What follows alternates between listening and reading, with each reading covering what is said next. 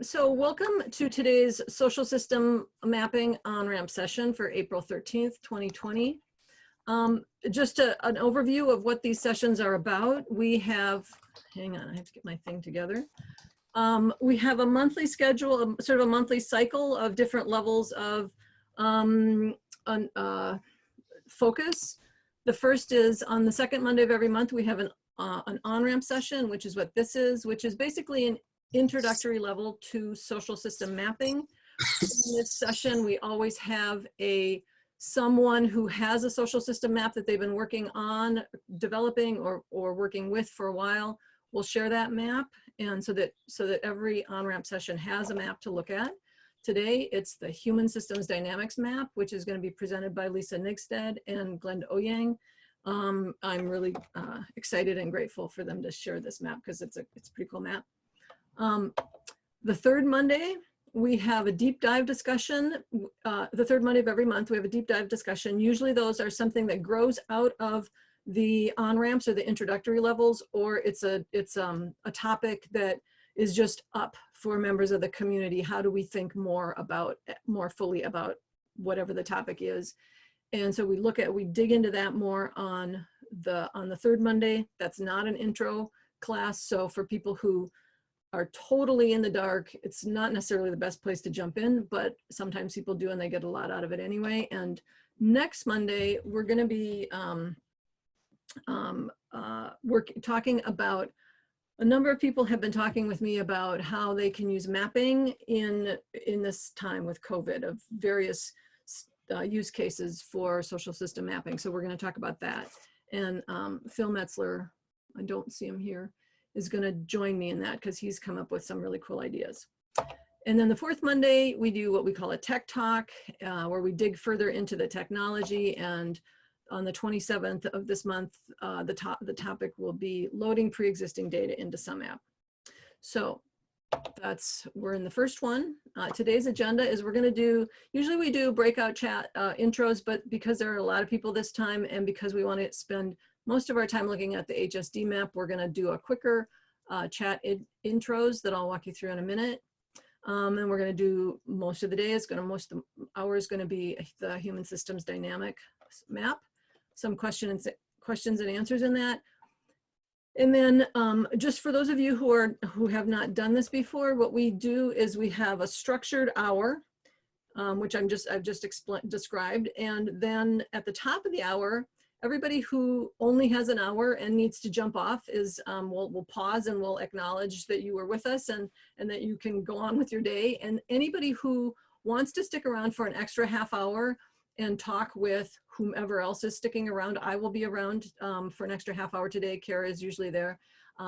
Lisa and Glenda may or may not be, depends on what happens when we get to the end of the hour. But so whoever wants to stick around for the extra half hour, you're free to. So I'll just pointing out at the top of the hour, I will demark that difference and you can leave or stick around.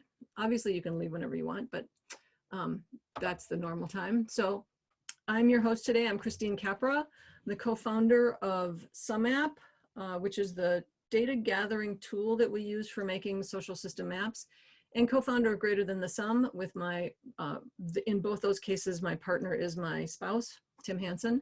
He's not with us today. And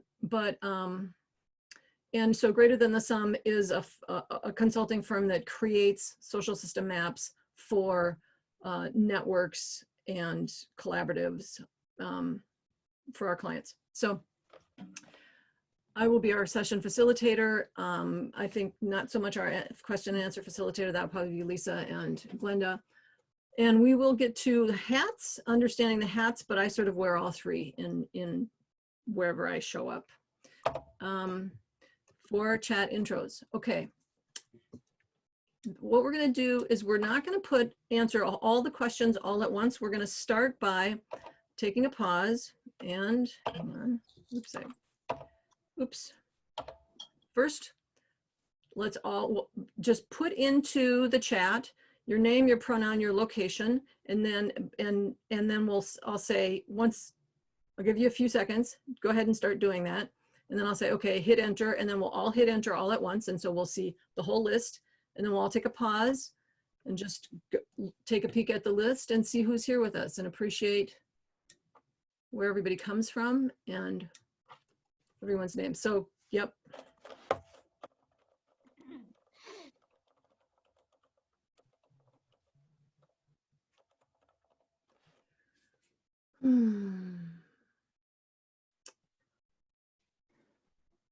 Okay.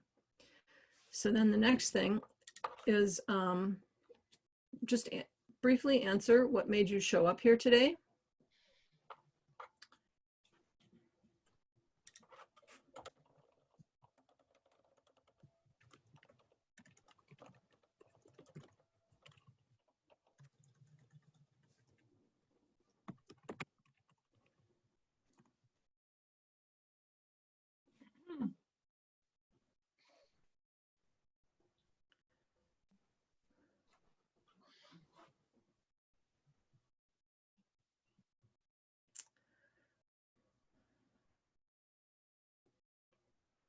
Cool. Lots of different reasons. Okay, and then fill in, finish that sentence, if only. Now this is not, the next three questions are not, don't think too hard, it's just whatever pops up, whatever emerges, just go with it. But if only.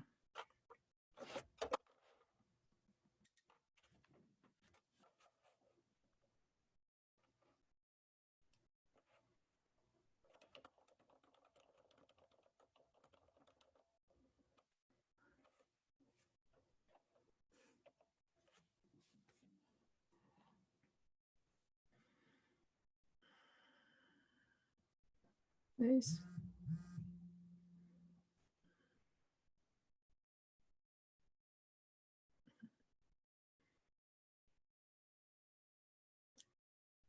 Nice.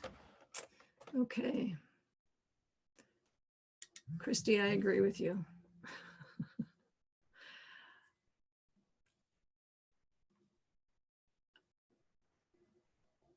Huh. Okay, so let's go on to the next one. It makes me ... finish that sentence.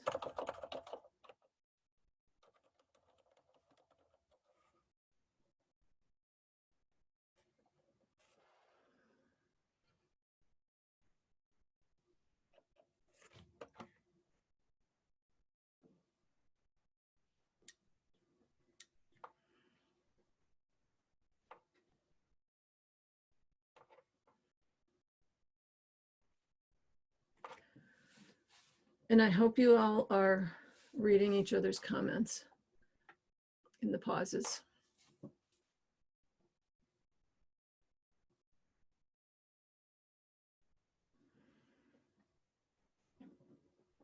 Nice. And then lastly, when all is said and done,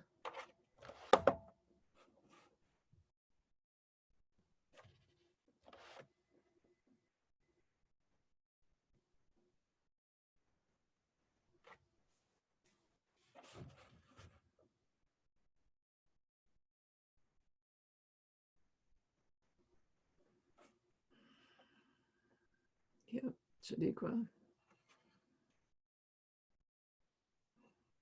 Nice.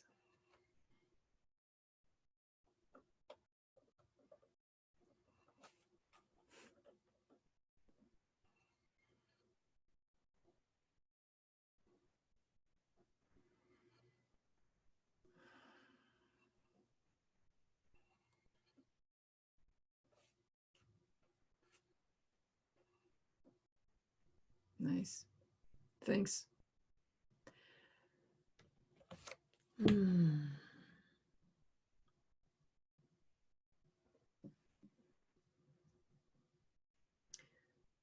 So let's just take a moment just to, having read sort of where we're all at this moment in time, just to sort of absorb that and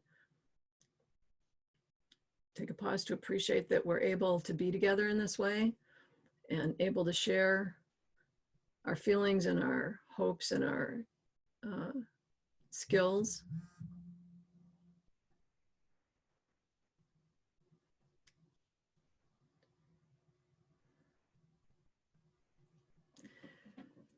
Cool. Thank you all so much for that. So I'm going to go on to the next slide, which is to introduce. Christine, you're not sharing your slides, by the way. Oh, I'm not. No. I did all that. I was wondering if you wanted to do that, but I thought I'd let you know now. Okay, well, thank you for letting me know now. Let me do that. Hang on. Well, it doesn't matter. At this point, it doesn't matter because I was just going to introduce. So I'm going to introduce Lisa Negstad, who will also introduce Glenda Eoyang and explain the history of their map, and you guys can take it away. Thanks. Okay, great. Hi, everybody. I'm Lisa Negstad. I'm based in Minneapolis, Minnesota, and really happy to see all of you. I feel like any place we can build a little community right now is helpful. And I am so happy to see a lot of longtime friends on this and some new friends too. So I am going to introduce myself and get us started, and then I'll turn it over to Glenda, and we're going to do some tag teaming this morning. I am an OD consultant, organizational development consultant, who has been very interested in how I can help my clients push beyond their institutional walls and think about networks and systems change and systems, basically complex adaptive systems. And a few years ago, kind of at the same time I learned about social system mapping, I also studied human systems dynamics and took the training with Glenda Eoyang and was became a human systems dynamics professional, and am a continuing student of that work. And Glenda Eoyang is the founding executive director of the Human Systems Dynamics Institute, and really a founder of a lot of the work of this. And so I'm excited she's able to join us as well today. So when I was taking that training a few years ago, the Human Systems Dynamics Institute does this really great value for value. And so part of paying for that training was to work with Glenda and HSD, which is short for that, Human Systems Dynamics, on doing a map of anyone who's been through that training and gotten certified. And so we worked together. It was kind of the end of 2017 and early 2018. And so we were also kind of early, I don't know if this is correct to say, Christine, but early adopters of the sumApp tool, and had a lot of fun with that. And then you'll also hear how we're thinking now we might want to adapt and emerge the map, because that is one thing that is so great about the sumApp tool and the ability we have now is that we can be learning as we go and we can make changes. It's a dynamic tool. And so we'll show parts of that today as well. I am going to turn it over to Glenda now, who's going to give a little more background, and we're going to do a little more setup, and then we'll go into showing you the map. Thank you, Lisa. And Christine, thanks so much for this opportunity to share the map with your community. It's been a really interesting process. So I'm Glenda Eoyang. I'm in Circle Pines, Minnesota, where we have 5 inches of snow today. We started the Human Systems Dynamics Institute in 2003 with an intention of building a network of people who were developing the practice and sharing it and using it so that we'd be a learning community. And that map had been in my imagination from 2003 until 2018 when we built this map. And in the imagination, it was limited. So we have at this point over 800 associates who have studied, completed the certification training. They're all over the world. They do all different kinds of things.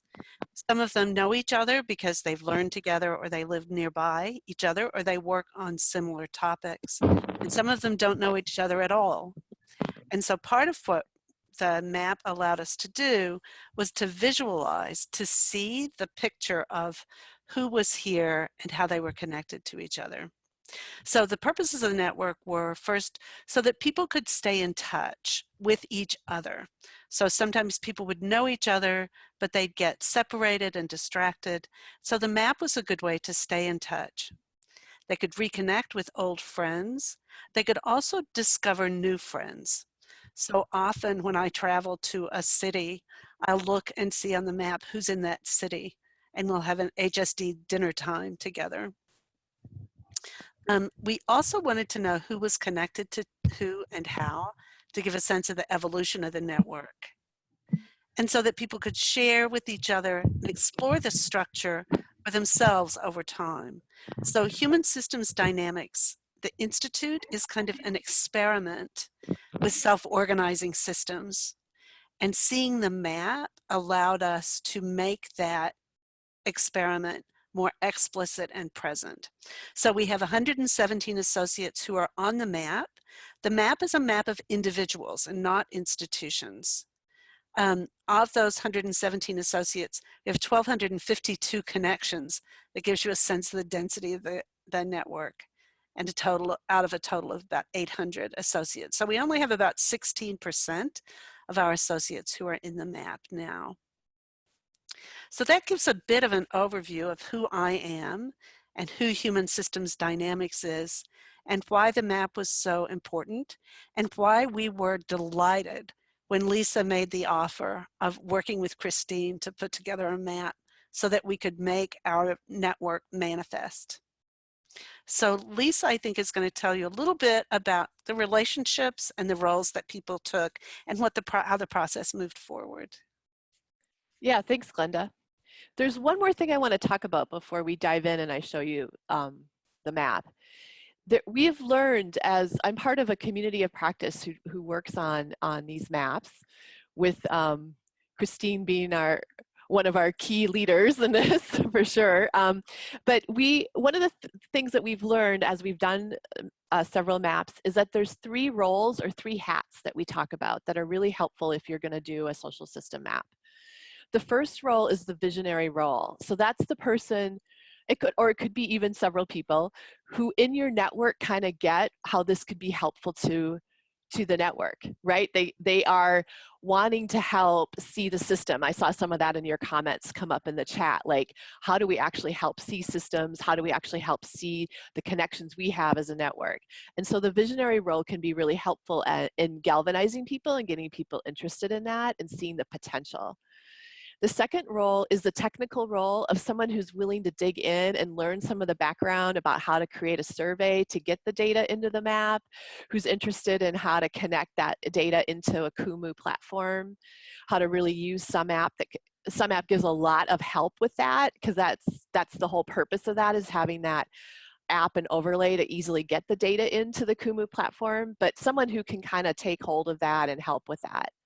And then the third role is the sense-making hat. So it's once you start to get information into your map, how do you make sense of it? How can it help the network? How can it help individuals or organizations in your network? And how can it help you see the overall system? And so those 3 roles, the way it kind of divided up for the HSD map is that Glenda really had the vision for what she was wanting with the associates, and talking it through with some of her colleagues at HSD Institute. And then I was more the technical support of how do we get this happening? How do we get the survey out? How do we get it on the map? Obviously with sumApp, absolutely, being the key resource there. And then I would say the sense making, we're still in the middle of, even though it's been several years of using this map, it's like something that we're always learning and emerging with. And so some of the views and some of the ways we've used it, I'll show you kind of how we're doing some of the sense making. So I think we're ready now to dive into seeing the map. And the first view I'm going to show you is just the overall map, and I'll do a little bit of orientation. All of you can give a thumbs up if you're seeing it on the screen. So when you first come into the map, you're not going to probably be able to read the individuals, but what you're seeing is the overall network of anyone in the network who's chosen to fill out the survey and put themselves on the map. On the left-hand side, you're seeing what we call the side panel that has some more description of the map, and it may have some more views down here. You can see some views that can get set up. And then you're seeing individuals. This is the map of individuals, but you can do either individuals or you could map organizations. And we've been excited to also know that we can do both now. So, but to focus you on this is individuals. And the individuals have each their own node that has information. So I am just going to click on myself here, and that has information about me that then when I click on that individual shows up in the left-hand panel. And also you can see the lines between people are about the connections people have. And one of the things that you can show is the strength of connection. So if you look to the bottom right of the map, I click on strength of connection, and you can see there's 5 different strengths going from kind of weakest to strongest connection. So weakest would be I shared information or ideas with this person in the last year, up to I've actually collaborated with this person in the last year. And the strength of connection is indicated by how thick or how thick the lines are between the 2 nodes. So the lesser strength of connection has a thinner line, and the stronger strength of connection has a more thick line. So just some orientation for you. Also, you can choose whatever filters you'd like to have that could be helpful. So if you look at the very top middle of the screen, we had countries, because HSD has people trained all over the world. So you can see the different countries that people, so you can click on one of those and show who's from that country. I'm just clicking on Brazil because it's at the top, but let me actually switch to a country, United Kingdom here, so we can see there's people from the United Kingdom who are part of the network. And then there were issues that we work on in human systems dynamics, and so people could select about which of those issues they're focused on more. And so you can filter on that, or you could filter on interest areas. So just giving you some of that orientation to the map, all that information is developed in the survey that you decide what would be helpful for the network to know about each other and to see about themselves. And so you set that up in the survey, and we ask that information in the survey, and as individuals completed that, it goes on to the map. So that was just a sort of an overview of it, but I want to show you some ways that we've used the map. And I'll show you some different views that you can do and some ways that you can use it. So let's just start with, and then Glenda's going to jump in here too, because she's just going to jump in here if I'm missing something about the ways that HSD has used the map. So one of the things is that there was some particular offerings and call for people who are interested in diversity, equity, inclusion.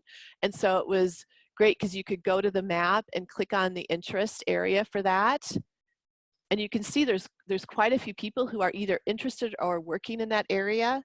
And once you click on that, you can see who is, I'm actually going to zoom a little bit more so you can see it a little bit closer, like who is actually interested in that, and you can send out communications to those people who are interested in that.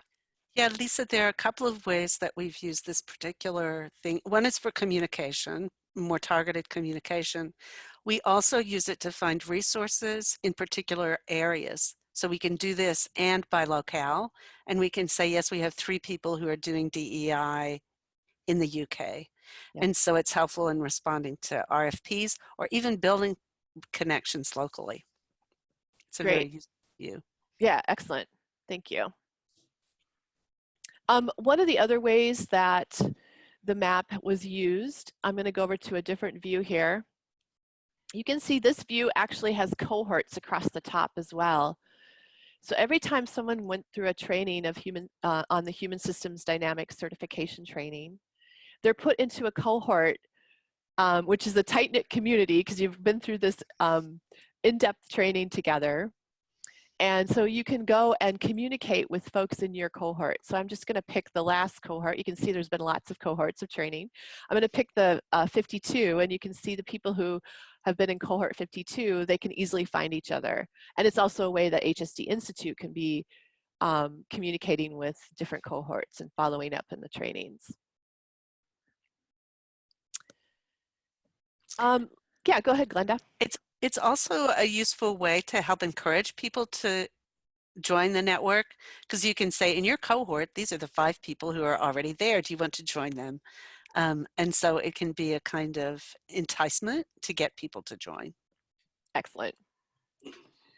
I want to also show how you can use this map to find information about an individual, but there's also a cool feature called showcasing, which kind of starts to help you see the system. So we're using Griff, who is an HSD professional and really involved in the HSD network. So he's highlighted right now, and I'm trying to find where he is on the map here. You can see his individual information. Focusing in on him here for a minute. I'm not seeing the line, so let me do a second here. You have to, yeah. There he is, our friend. Okay, here's the first thing I want to show. You can see my hand cursor on him on the map.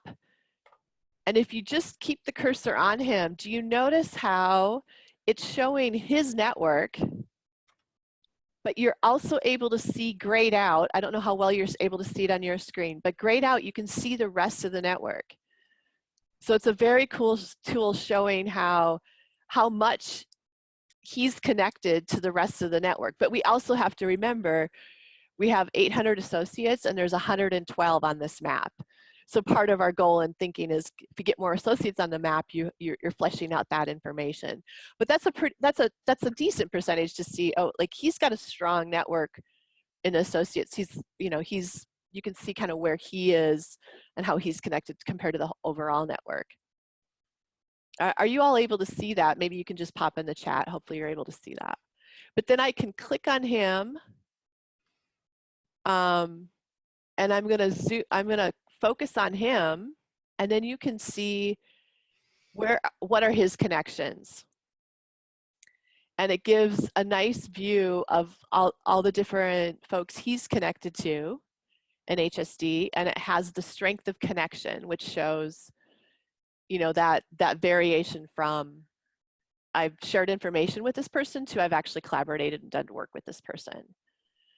And I want to point out in the strength of connection, there's 2 ways of lines, because Griff gets to talk about how his strength of connection is with everybody else.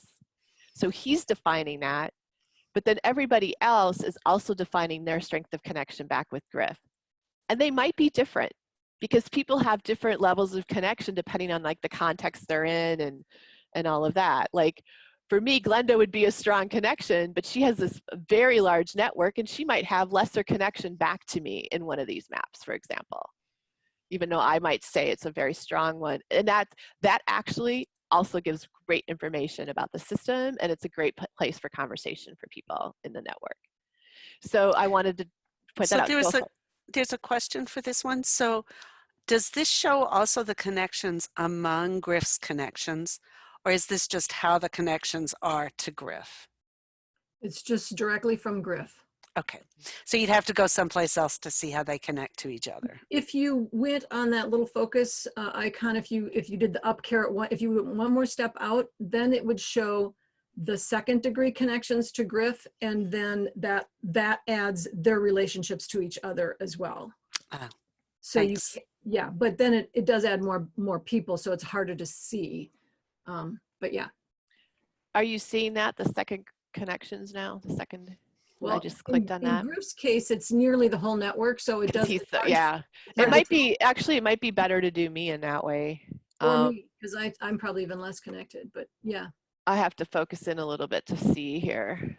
And first unselect Griff, then unfocus so that you can see yourself. Actually, I can do a Z, right? And get back. Okay, so is that everybody? And then should be that's the cool thing about the map, is that we change around, but I can't. Do you see where I am or you are, Christine? No, but if you go up and just put in the search, Lisa, you'll find yourself. It'll zoom in on you. Yep.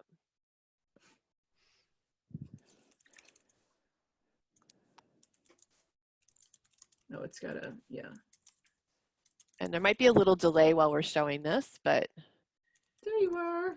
Okay, so I'm focusing on me. You can see I don't have as many connections as Griff, but I'm going to go up one level to see who my connections know. Ah, there's some opportunity there. Right? That's cool. See that. It is a lot of the network, but not as many as Griff, not as interconnected as well. Now, Lisa, if you hover over yourself at the center, Mm-hmm. so that it showcases. Where am I? Oh, there we are. Pink. Yeah, pink. And then, no, yeah. So now you can see what Glenda's initial question, which is, okay, there's Lisa's network is there. Lisa's first degree connections are there. And now we can see the connections among just her first degree, who knows who and who doesn't. And they're pretty well connected also, generally. Mm-hmm. Yeah. Yeah. On some maps, you might see a lot of separate, right? If there isn't as Yes. much connection, but with HSD, there tends to be a lot of connection. Especially at the core of HSD, it's fairly dense. I know, and it kind of makes sense because Glenda's talking about one of the main focus of it is to be a learning community. Yep. So, and they do a good job at that. Yeah. I think maybe what we should shift now to Glenda is some of the lessons learned, and I'll probably go back to a main view of the map, or can show things as you want as we talk about lessons learned. And then we want to make sure there's some time for you to all ask questions about us too. Thank you for this tour, Lisa. That was really helpful, I think. And the things in the chat have been really useful as well. They're asking questions that are really around the lessons that we have learned. So one of the things is that we began with a kind of committee working on the map. And so the accountability and the focus and task was not so clear. So we've come to see that what we really need is one person who's in charge not just of maintaining the map, but also communicating about it, bringing people in, coming up with interesting ideas to get people connected. So that focus of authority is a really helpful thing. By the way, that's true in lots of complex systems. Another thing was we wanted to find out lots of things in this one tool. And so we put many, many questions in our initial survey. And it became a threshold for energy, so people were less likely to complete it and join the map. And so I wish we had started with fewer questions in the first survey, and then like on a monthly basis, send out a new survey to get new connections and new commitment. By the way, I had for 10 years thought that we should have a social network map, but I had avoided it because in all of the other tools I'd seen, there were several issues. One was the network maps that people would make were just snapshots that you would see it at one point in time. And if you wanted another point in time, you had to make another investment and get a different snapshot. But the fact that sumApp was dynamic and that you could adjust it over time made it very worthwhile. The second thing was often on network maps, the data is not transparent, that the people who join the map don't have access to the data in the map. And so the fact that sumApp makes that information available was the second thing. And the third thing was the number of ways that you can sort in real time and combinations of sort in real time. So you can come to the network with a question and find a way to get it answered, just exactly the way Christine did just now with my question. So that's why it was sumApp. Another thing that we've realized is that being able to see the map has inspired our strategy. So as part of the learning and seeing the larger network with the map, we started a futuring process last January, asking the question, what's the impact of our world on the world in 2051? And so we spent 8 months in a futuring process, which really has established a strategy and an approach that has prepared us well for COVID-19 and our response to that. And I don't think we ever would have gotten quite there if we had not had the map to focus on. We also think that it's helpful to have nodes themselves ask questions and think about what individuals might in the network might want to know from it. We're also at a point that the initial purpose and process has been met, and we're ready to redesign, use some of the newer features of sumApp, and to come afresh with the network, both to reach out to more old members, people who certified in 2003 and 2004. Some of them did not reconnect, and also to capture newer ones and get the activity more powerful. So thank you, Matthew, for giving us some ideas about what might, ways we might do that. I think that those were the things that I wanted to share. It's been very helpful to have Lisa, who knows about our network deeply and is knowing about the mapping process, that made a very efficient development process. If we had had to explain the background and culture and theoretical grounding, it would have been more difficult. The other thing that was really important to us about the network is that it is our theory and practice in action. So we work with self-organizing systems. We believe that there are 3 characteristics that set conditions for self-organizing. This comes out of our research and is a core thing that we call pattern logic in human systems dynamics. And the map is a perfect representation of that. So the first condition is the container. It holds together what the system is until it can reach. And so the idea of the interests and the sectors and the cohorts and the whole network, all of those are different levels of containers that we can see as an active network. The second factor is difference.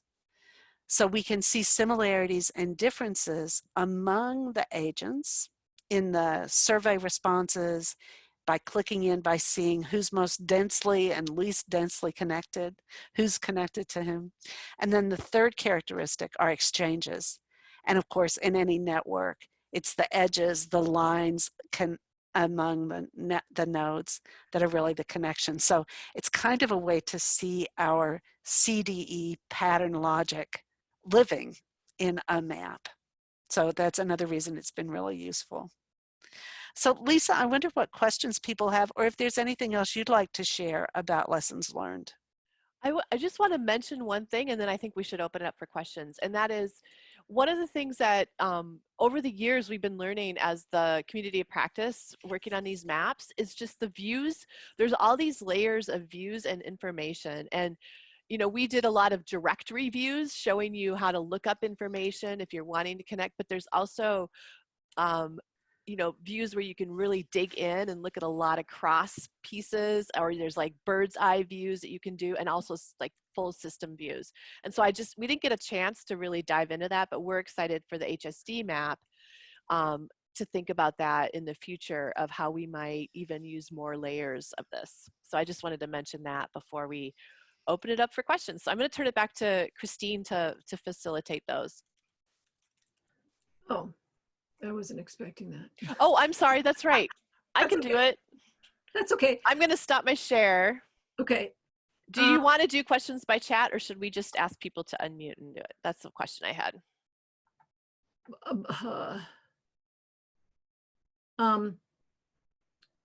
What do you think? I'm sorry. I didn't. So we have quite a few people on here, and so I'm wanting to be able to answer your questions in the remaining time we have. So I do think maybe we should use the chat for them. Okay. And then feel free, as if we're answering your question, to unmute yourself and ask clarifying backup if you need to. But let's go ahead with chat. Everybody's pretty comfortable with that, it seems like. It's on, if you're on a main computer, it's on the bottom part of your screen. If you're up in the right-hand corner, if you're on an iPad, it's up in the right-hand corner. But click on the chat, put in your question. Yeah, we also have the raising hands function. But I think we're going to go with chat now, and then we'll have you come on in.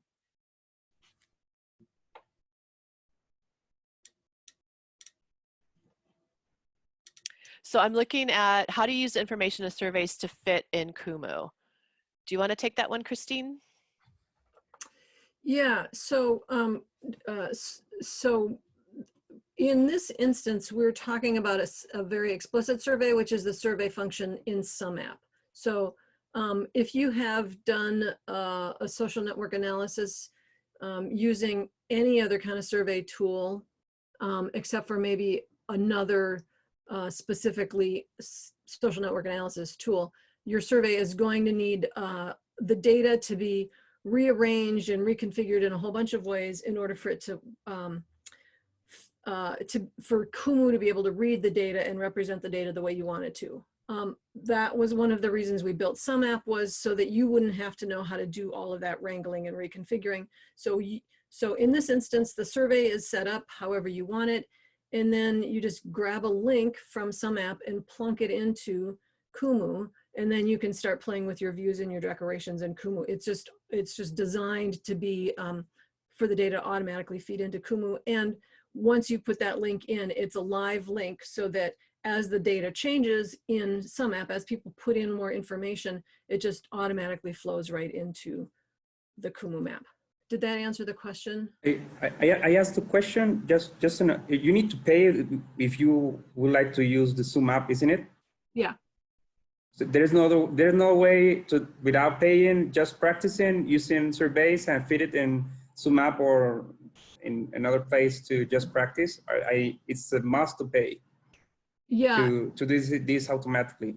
There's kind of workarounds that are kind of clunky, but are you on our Slack team? I don't remember. Let's plan on you and I connecting. Okay.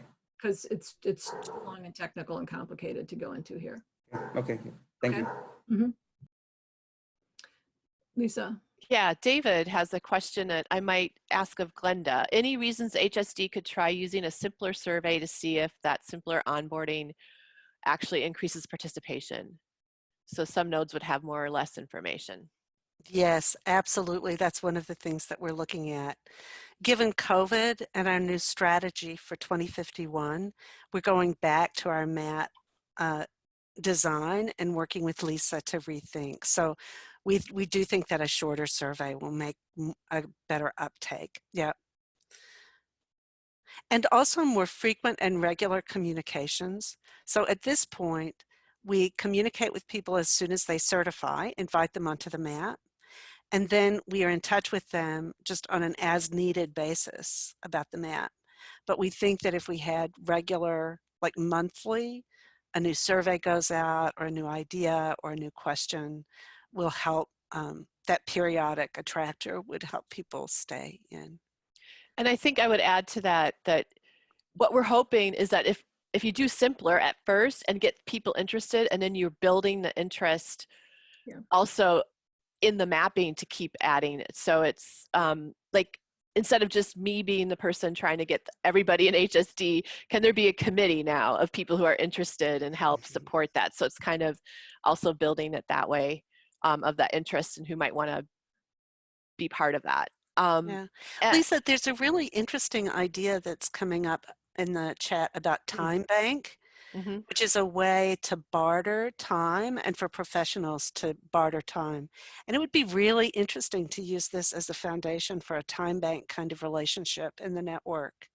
Thank you for that idea. It's really interesting. And then I'll answer Laura's, and then I'm going to turn one over to you, Christine, about you entering new people on the map. But Laura's is a follow-up, which is, what do you mean by a shorter versus a survey that is too long? What numbers are we talking about? That's a good question. Yeah. I think we must have had, 15 questions on the original one? Too long. Yeah. I think more, it's like, what I found with a couple other maps is 6 to 8 questions, and then you also have the connection section, but 6 to 8 to start. I don't know. Christine might have some additional with that too. I think it really depends on the context and what the goal is. So if it's an onboarding kind of a map, or if it's a if it's a large group and you just want people to be on the map at all, I think you know, 6, you know, probably 3 of them are very simple, such as some just really basic demographics, like where do I live, what's my gender pronouns, that sort of thing. And then, you know, a small handful, 3 to 4 more thinking questions where you have to, you know, think a little bit. And I think that at the same time, there are networks where they ask a lot more questions and that works. And I think it really depends on like how invested are people, is this network, how invested are people already in this network? If it's like a tightly knit network with a long history where they have work in common, such as the Wrapup network, you can get away with more questions. So really it's everything is always contextual.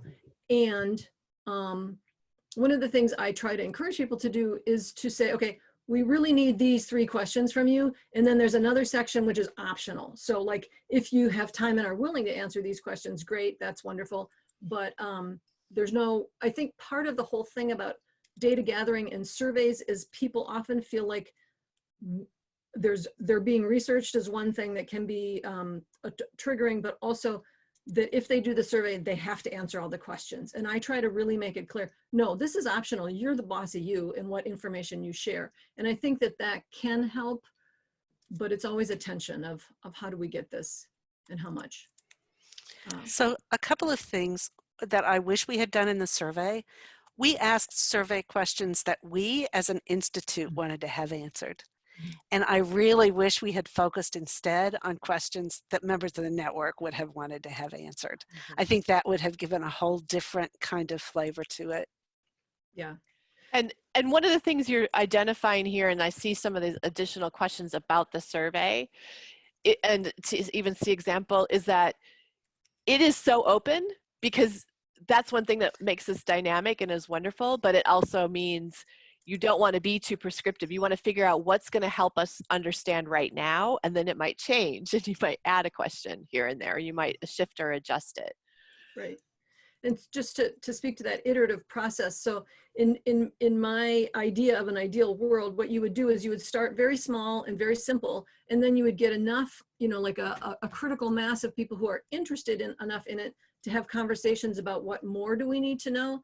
And then you would transfer, you know, append the survey with these new questions and send it out. So like that repeated monthly dynamic could be about also what more could we add to the map, so that over time more and more data gets put in, but it's never a huge ask of, you know, now we're going to ask you to answer 20 questions right up front. But, you know, periodically we're going to say, oh, we think this would be really cool to know this. Here's a new question. There's just that one question to answer. And so that it makes it there's more engagement with the whole process, and there's more understanding of the value of it, rather than being hit with a bunch of stuff somebody else wants to know about me, which is a little unsettling sometimes. I'm going to give you a question, Christine, but let me just explain. You can do individuals or organizations or both. And you can design the kind of questions or kind of information you want. And as we are learning, the more you include people from the network in that design, the better, of what's going to be useful to everybody, the better. Christine, a question for you that came a little bit earlier. Can users and members of a map enter new people onto the map and have it prompt an invitation? So they can't do that directly from within the tool where you just say, I want to add X person, so-and-so to the map. But what we do have is what we call the opt-in link. So you can generate a form that enables people to opt themselves onto the map. And so that can be either posted on a website or included in a newsletter, or if you have people who are ambassadors of the map or in the network, you could also give them the link and say, you can share this link with anybody you know who you think should be on the map. But it would require, it's not like I can click and I can do it.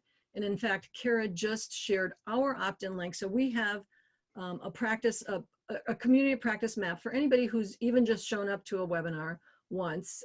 You're all invited to be on it if that would help you have a firsthand experience of what a map is like, and then go through the map and see how it could be useful to you. Kara put a link to that in our Slack. And so that's another way you can do, just wherever you can put the link. But it's not a self-evident, obvious, you're in sumApp and you click a button and boom, it's done. It's somebody, it's like there's an extra process and thinking step. So there's also there's just some more technical questions about how to get data in, like is there a CRM interface? Can you use Google? So I'll have you answer that, Christine, and then I'm noticing the time, seeing we want to shift to more general questions. Yeah. So there are a ton of really valuable features that we would like to add, and this sumApp has been basically funded out of me and Tim's consulting work, and so we work really hard and then we plow the money back into sumApp, and so we can only move so quickly. And so the answer is some of that. For instance, you can load pre-existing data in a tier 3 or 4 account, not in a tier 1 or 2 account, but you can, if you have a spreadsheet, you can load that. We have that functionality. We don't have any APIs, so there is not a way to take data automatically from any other tool, such as a CRM or a Google spreadsheet where it feeds instantly into sumApp. It's all a manual process of getting the data structured and loading it.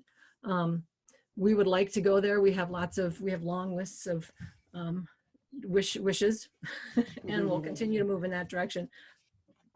And partly it's a matter of funding. So this is always my pitch. If you have any ideas about how to help us raise funds to make sumApp better, I would love to hear them. Is that an adequate answer, Lisa, at least from your perspective? Yes, so I'm wondering now if we should, I know there were some questions that came in as part of the registration for this. Should we go to some of those, or should we just keep answering questions from the chat? Let's say if anybody so we generally like to honor the questions that were put in the registration form, because that was some forethinking and you actually did that up front, and we usually want to get to those. Today we didn't use that process, but let's say if there's anybody who did put a question in the registration form and it feels like it's a burning question they need to know and it's still not answered, if they could put that in the chat, or at least tell me their name, and I would look, because I have the spreadsheet right here of the questions you put in the registration form. Or they can raise their hands, Christine. Yeah. Oh, that's true. That's Okay. Yeah. Yep. So we'll do a hand raising if you had a question that's still unanswered that you really wanted answered. I'm looking at the screen. Is anybody seeing a hand? I'm seeing no hands. Oh, they may need instructions on how to raise hands. Oh, yes, that's true. Who can, So you go ahead, Glenda.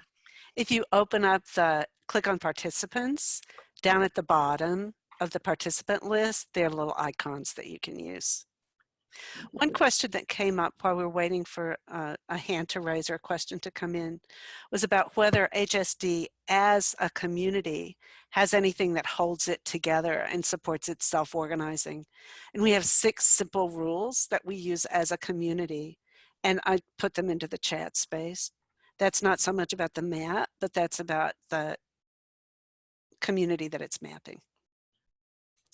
At 10:49, you put them in. Oh, I think that just came to me. I copied it out then and sent it to everybody, okay. Christine. Okay, thanks. I missed that. And both Glenda and I are going to stay on for the informal time too. So I'm looking at the formal time. Maybe we should shift into. Sure. I'm not seeing any raised hands. Can I ask a question of people on the chat? So if you were in this network, if you were one of the nodes in this network, what is something that you would want to know about the other nodes? Do you mind putting that in chat? Can you clarify, Glenda, do you mean this network of the people who are on this call who are interested in social system mapping, or do you mean the HSD network? Whatever network or community of practice you might be with. Okay. Yeah. What's a question that you would have for other people in your same community of practice? What do you want to know about the people? Great question.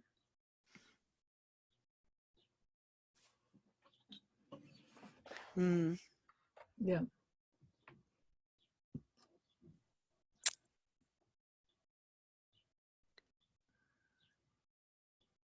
Oh, great question. Thank you. That was a great prompt, Glenda. Thank you. Thanks.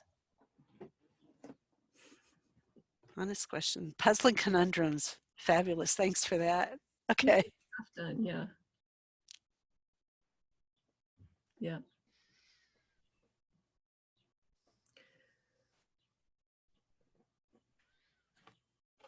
Cool.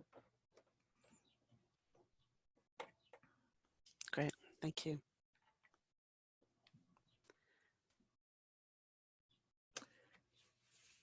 So I'm going to segue to wrapping up. Is that okay? So if you are interested in learning more, there are 3 ways that we can support that we'll tell you that I'm going to tell you about right now. One of which is to, again, Kara, if you could chat out that link once more for the map. So this is our community of practice, social system mapping, community of practice map. You're all invited to pop yourselves on there. You don't need to fill in your survey data if you don't want to. You can just click that link that Kara just put out and use that as a way of experiencing the interface from the perspective of a user, just a map member. And going through sumApp, you'll see that there are 4 tabs, and the 4th tab is the map of this community practice. It doesn't have everybody in it yet, but because we've started it and COVID came, so we haven't really been putting a lot of energy into it. But feel free to do that as a learning tool. You can also use it to find others who you might want to share learning with. So it would be an actual experience of using one of those things. We also have a Slack team. Kara, can you put the link to the Slack team, the invitation link? Debbie's saying, how can I get the link? Can't capture it with how fast the chat is going. Oh, the other thing to note, all of these links and a recording of this session will be sent to you in a follow-up email once the recording has been processed. Kara will do that probably tomorrow. So keep an eye out for the email, the follow-up email for all of these things as well. So we have a Slack team, lots of channels, a growing population of people in there who can help answer your questions. Tim and I are pretty reliable about answering questions in there. And then we also have a knowledge base, which Kara just posted a link to. Again, these will all be in a follow-up email, but it has lots of articles about how to do things. It's still in development, like everything, but that's another source of help. So we're at the top of the hour, and this is the moment where if you are going to jump off now, I just want to say thank you so much for joining us and for being here. And let's do another unmute and a gratitude. Just if everybody would unmute their, unless you're jumping off, feel free to jump off, but just voice all at once, not one at a time. We'll just say how much we appreciate having seen you. Thank you so much. And if you're jumping off, jump off as soon as you need to. If you're sticking around, as soon as we've done this, we'll still be here. So Thanks so much. Thank you. Thanks, everybody. Thank you. Awesome. Bye. Here. Thank you. Thanks, Christine. Yes.